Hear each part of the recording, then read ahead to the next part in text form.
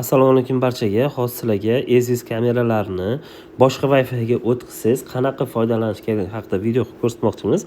Buning uchun avval Aziz programmasiga kirib olasiz. Kirib olib, kamerani tanlaysiz. Masalan, bizda mana shu oxirgisi uznachi bo'lishi ahamiyat berib turibsiz. O'ng tarafida 3 ta nuqta turibdi. Modelni yonida. Shuni bosasiz va настройка устройствоga kirasiz. Bundan avval siz albatta Wi-Fi ga telefoningizni ulab olishingiz kerak. Hozir ishlab turgan Wi-Fi ga.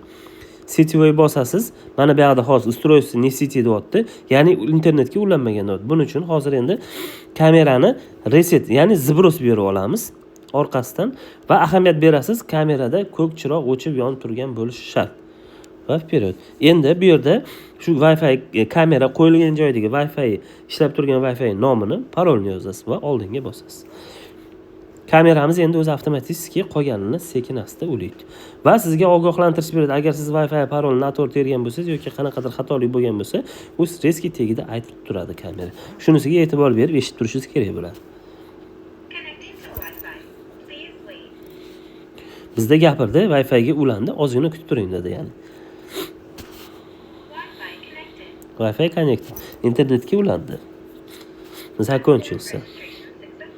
Endi bitta pastga tortib obnovить qilamiz. Marhamat. Kameramiz ishladi, tayyor. Qolgan настройкаlarni yana bir karra ko'rib qo'yasiz. Shunga o'xshash qanaqadir savollar bo'lsa, bizga murojaat qiling. Hikvision olmoq doim xizmatingizda.